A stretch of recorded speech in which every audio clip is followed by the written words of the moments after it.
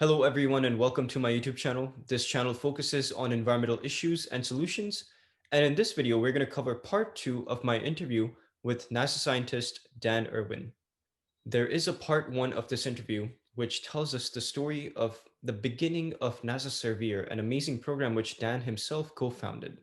So please do watch that if you haven't already, because we're going to pick up right where we left off. So just to recap quickly, NASA SERVIR is an amazing world-changing program that empowers developing countries around the world to use satellite data for solving real community issues. NASA SERVIR is a confluence of the best of NASA and the US Agency for International Development. They help solve a range of community issues such as flood forecasting to mitigating crop failure due to locusts. So NASA SERVIR is a really powerful program that is enabling people in developing countries to use Earth observations. The NASA SERVIR program works in 45 different countries around the world. And so this video focuses on how SERVIR formed that network of 45 countries and hubs in each of them, and some personal life advice along with some personal history of Dan Irwin. So I really hope you enjoy this video, and please do like it and comment your thoughts below as you watch this video. I really appreciate your time. And with that, let's get right in.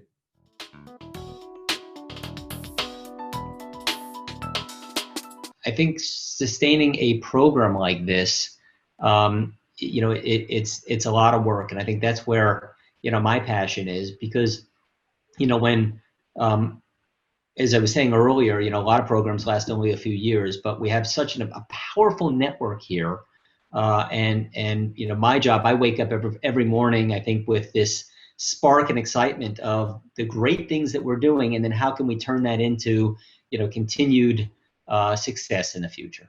And again, working, I have to, thank my colleagues at NASA, USAID, and all the hubs that really make that possible. Excellent, excellent. And I see that excitement in you. Whenever we were working in the same building, sure, the way you greeted people and the way you had a certain type of energy that's not very common. And I just like you to know that inspires people around you, including myself. Well, thank you very much. I mean, I get my energy from everybody I run into. I feed off the energy, and I like to say I tap dance into work every day. That's ideal. That's great.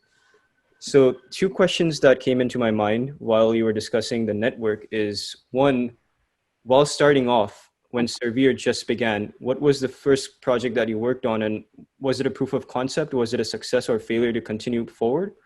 And secondly, what are some of the main challenges you faced in building the network globally? So any obstacles that you faced in partnering with hubs? Yeah. I mean, I think the first question, we actually started in Central America. Okay. We do not have a Central American hub now. And one of the hardest things in my career was we actually, in 2012, we closed that hub down because we had some challenges, with the institution that we were working with down there. And we just didn't see necessarily eye to eye on certain ways to proceed. And that was hard. That was one of the hardest things I've ever done in my life, spending, so much, heart and time, and I'm so committed to that region. That's the same region that I started my career in. My wife is from, but also use that as an opportunity to learn and use that as a springboard to build the global network. What were the, and I think that it started in Central America. While Central America was still around, we started building out the network and learning, from that experience to be more successful as we grew the network around the world. The irony is right now we're looking at, can we go back into Central America? There's a lot of demand. There's a lot of interest from the Central America region.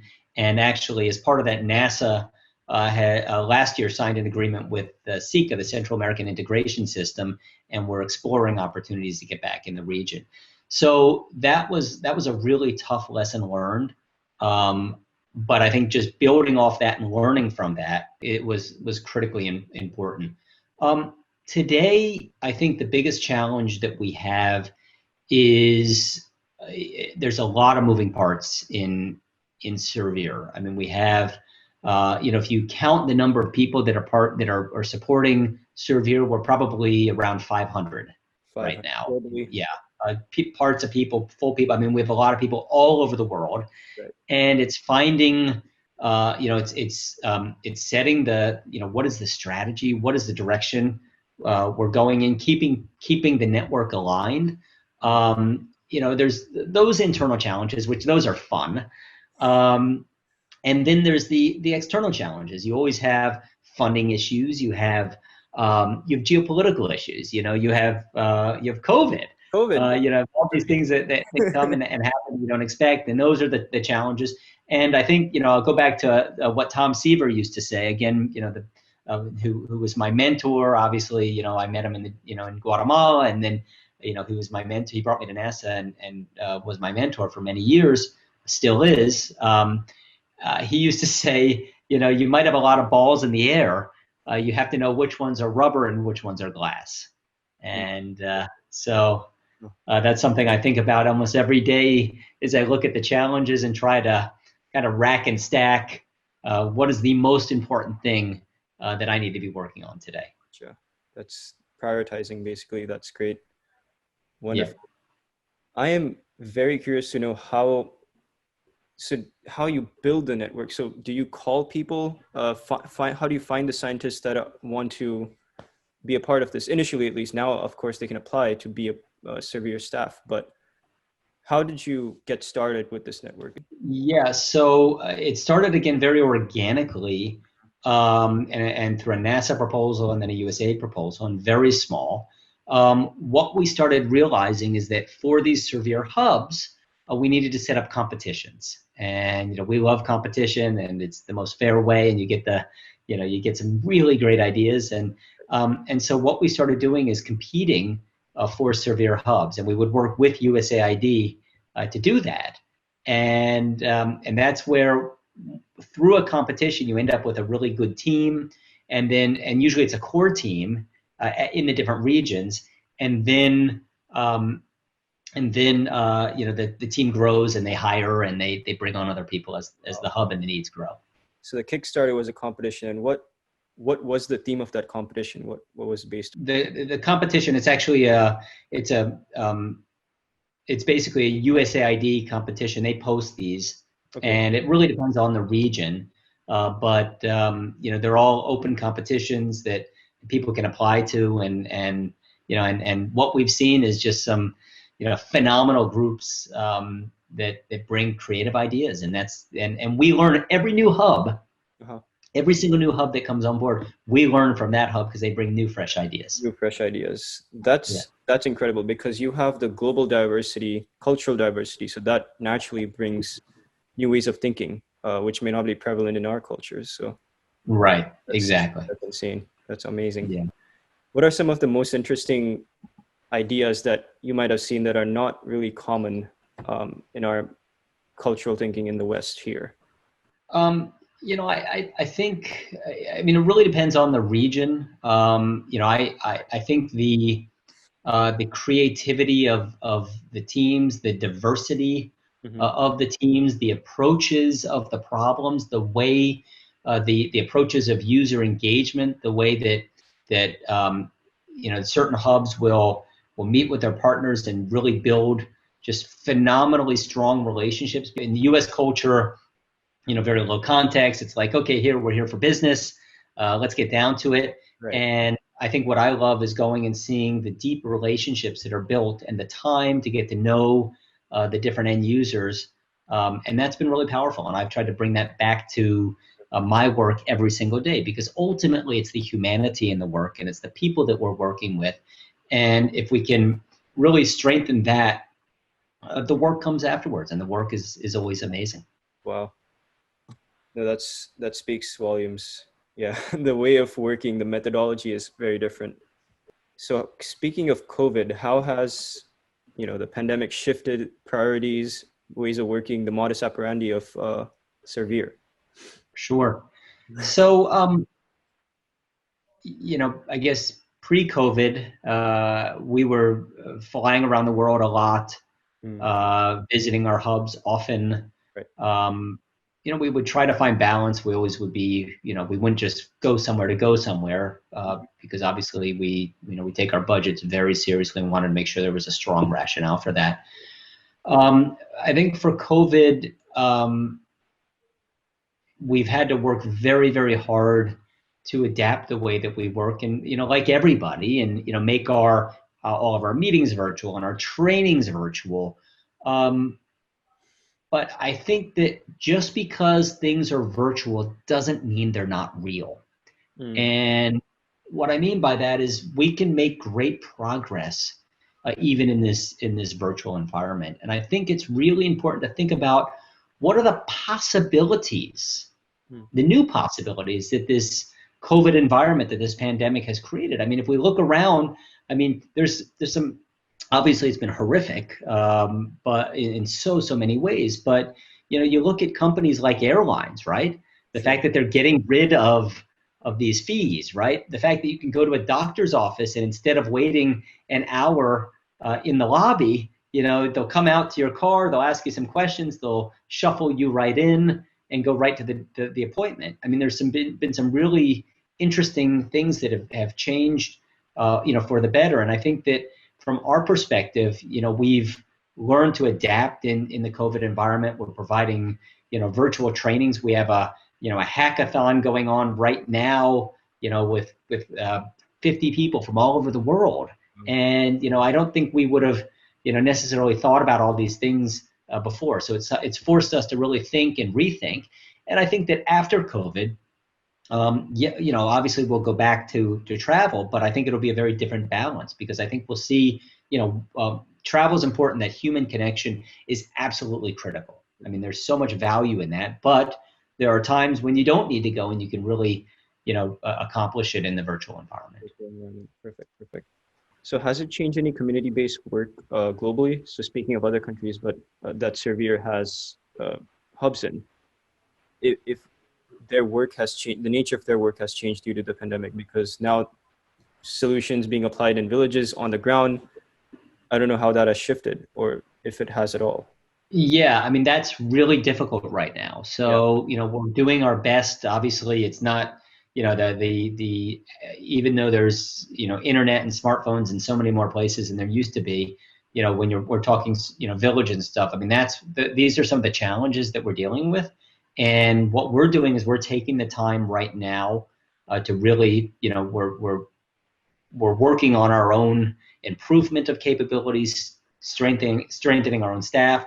We're still working on services, but there are challenges, being able to have that deep end user beneficiary connection at this point. So these are the things, but we're hoping that we're taking advantage of the time as best as possible right now to then be, I think, better than we were before, and then we'll be able to, reconnect.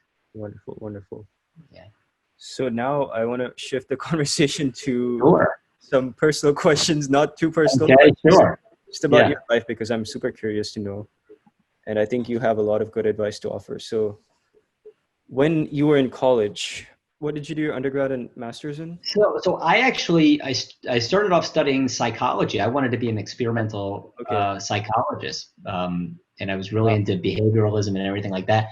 Okay. It was in I think 1989 that Time magazine came out with the Planet of the Year.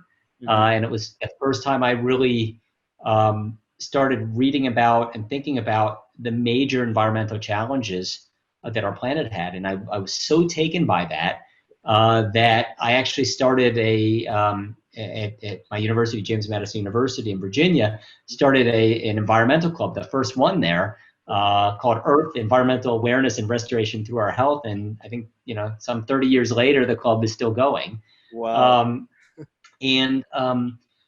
And so I think that really shifted my passion. And then I went on to study, environmental science, GIS, remote sensing, in my master's work. And that ultimately led me down to Central America. But I think it was that, believe it or not, it was that Time magazine Planet of the Year that I was so taken by, and it just opened up my eyes and helped really change my career and career path.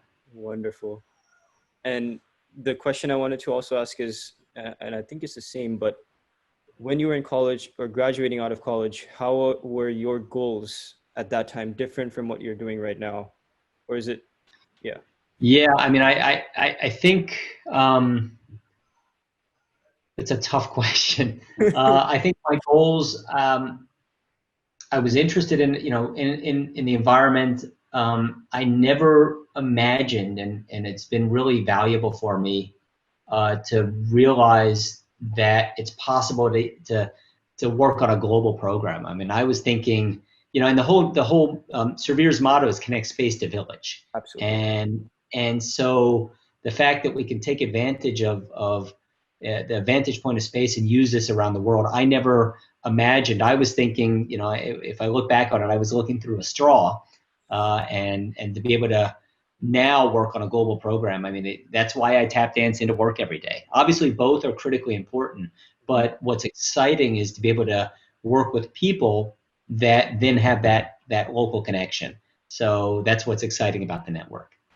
So speaking of how your success in your career has aligned with success of communities around the world because of the nature of SERVIR's work, many young people today want to do something impactful and meaningful, but necessarily are not provided the same opportunities because a lot of the jobs people do, they don't like it, right? So Right. what advice would you have for youth today to follow this formula of success where it's aligned with success of the planet, of the people, not just individual success? Yeah, I would say it's so important to look for gaps and connect the dots. And that was the experience that I learned you know, when realized that there was this need for satellite data, that we had a space agency and a development agency, and Great. just totally different, diametrically opposed. Can we bring those two together? I would say another thing that's just been so important is interdisciplinary teams. Those are magic. I mean, again, we're talking about it from the hub context, but just the small teams that you build, even here at NASA, bringing together these diverse viewpoints are to me, I mean, the people are the goose that lays the golden egg, and the diverse team is what makes it happen, makes that gold that much more valuable. And I would also say, and this was something that I learned through my interaction with USAID, Mhm. and at first it was a shock. We would come to USAID in the beginning of SERVIR and say, "Hey, we've developed this new algorithm, that can do X, Y, and Z, right?" And USAID would just look at us and say, "So what?" And you're like, "What?" Yeah. And their question was, I mean, and they meant it in a very meaningful way. What's the value of it? What is Who it? does it help and why? And we started embodying that, Yeah, and that's really helped us become so much better. that is a critical question. I think a lot of work being done is we don't necessarily ask why does it Yeah. matter. It's just this Yeah. is cool. Let's do it because it's the new trend, or Exactly. So, no, that's wonderful, excellent. And what is your personal philosophy of life that you really live by, like some motto that you live by? And how do you see how do you see the co well that coinciding with this philosophy of Servier? I think it might be. I would say be the most energetic and passionate person in the room because it's Wow, contagious. That's wow. my philosophy of life. Okay, that you do embody that. Thank you. Excellent, excellent, excellent. And there's a lot of, I guess, news sells when it's bad. So I wanted to ask, what gives you optimism for the future? What kind of future would you envision, say, for your grandchildren or children of your grandchildren down the line? Yeah. Um, I would say I'd say there's two things. I'd say there's optimism and there's hope, Okay. and they're a little bit different. Um, I have both, Mm-hmm.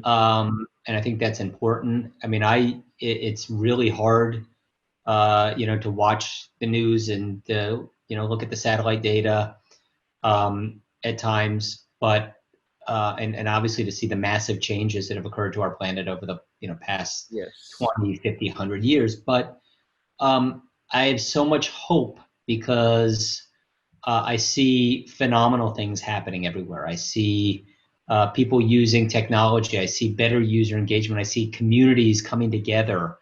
So many things are happening at that community level. I see groups coming together, community forest concessions that are just massively successful, that are helping to protect the forest. And so those are the things that give me hope, and so many more. And I think every time I come across young people that are more energetic, smarter than me, it makes my day, and that also gives me hope. And it's not just when I walk out the door or I go to NASA. It's everywhere I go around the world, and I meet people, and there's such amazing, smart, brilliant people everywhere I go that have that passion, and that's what gives me that hope for the future. Wonderful, wonderful. And what level of change would you say is the most effective? So SERVIR operates on a global scale, but the global scale comes down to eventually community-based change. So there are different scales. I think there are 6, but some of them are individual, community, state, country, or national, Right. and global. What level Yeah. do you think is the most effective? I mean, I'd say it's an and not an or. Okay. But I think empowering people at the, all decisions are made, at the local and national level. So I think it's providing the tools to people so they can actually, make those decisions are so critical. But, I do a lot of work in Guatemala still. That's the country my wife is from. We go down there all the time. And it's those local decisions that are so critical. But what's exciting is you see the trickle down effect. You can actually see the global to national, et cetera. Hold on, my computer died again. It's No worries. went to sleep. And that's I think, but ultimately it's that local level, and that's why the motto "Connecting Space to Village" is so important, because it takes this perspective out here and brings it to this perspective, and it's that pathway and the links along the chain, the entire pathway, that is so critically important. Beautiful, beautiful. One other thing I read while doing some research on you is you build playgrounds in Guatemala. Do you want to talk about that? I was amazed. Like that was something I would not even think about, but that's incredible. That's something I just love doing. I've built several of them. I think it's if the first one I built was back in 2003 or so, and I saw this space and kids were talking about they really wanted a place to play, and so started researching on how to build playgrounds and designing them and fundraising. And each playground has gotten bigger and bigger until we have one. The latest one is just phenomenal. I love it. It's all built out of local materials, and with some of the components like the swings or the galvanized bolts, I ship them down. But we really try to build them out of local materials and work with the local community so they sustain and maintain them.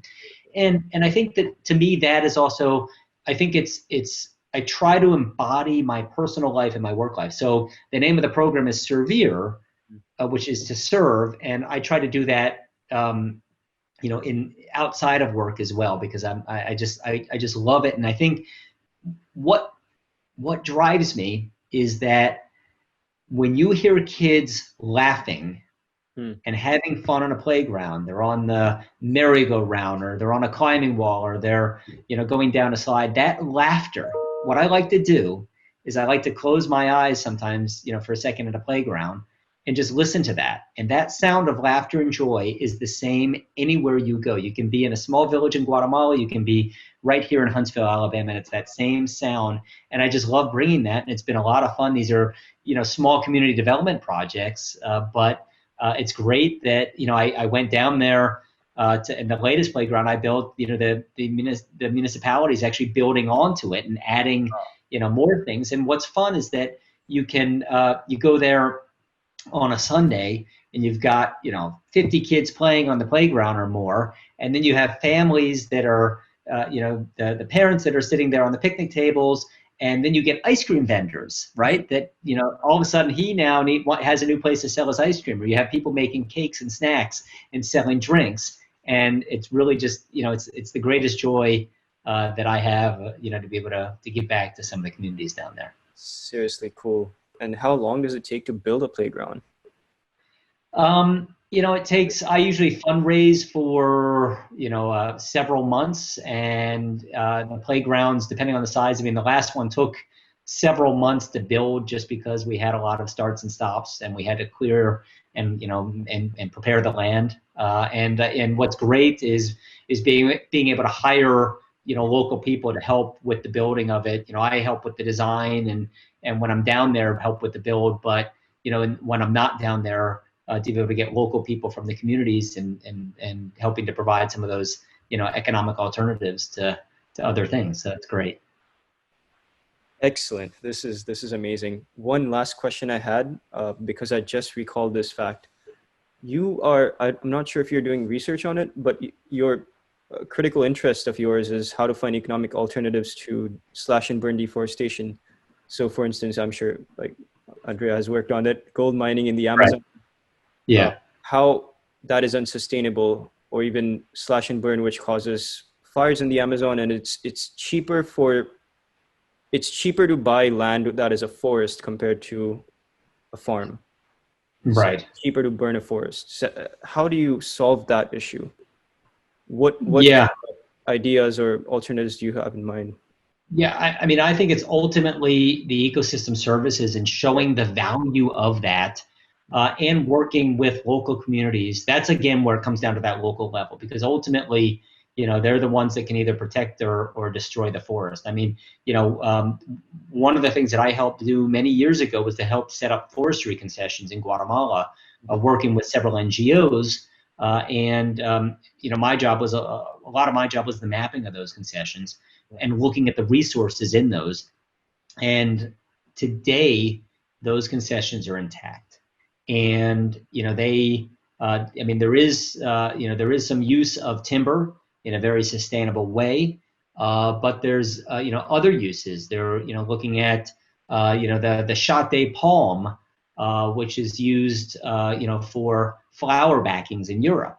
There is the Chico Zapote tree, which historically was used in Guatemala to make chewing gum, and then chewing gum became a synthetic, the gum, if you go to the supermarket, that's a synthetic petroleum-based gum. But right now, people are starting to go back to, and certain companies are going back to the natural gum. And that's actually a non-timber, a product that's basically an economic alternative that the gum tappers, almost like maple syrup, are able to tap the tree and to be able to produce the gum, and then that provides an economic alternative to the communities. So it's showing and demonstrating the value of the forest over and over again in many different ways. But it's really a holistic effect. I mean, and that's where you go back to this level. You have to have policies in place. You have to have the right governance in place, not at the community, only at the community level, but further out, and then ultimately to be able to have that space perspective to be able to understand, monitor, and empower people. So I guess if I were to write my motto again of connecting space to village, it's connecting space to village and connecting village to space. Wow, two-way relationship. Perfect. Yeah, two-way street. Awesome. Any advice you'd have for people watching us or listening to this conversation that you'd like to give out? Yeah, I think stay humble. I think that's really, really important in your life and career. I mean, I've made the choice. I don't like to work with people that are arrogant. Yeah. Learn to write proposals. I think that if you're starting out, learn to write proposals. It's so critical. It's an art and a science. I mean, I did not know how to do it. I bought a How to Write Proposals book and learned. I mean, I think that's one of the most important skill sets to be able to raise funds, whether it's playgrounds or programs like SERVIR. And I think it's also being the chief cook and bottle washer in anything you do. I mean, I love running this program. I also love, sitting down next to people and seeing the science and the research they're doing.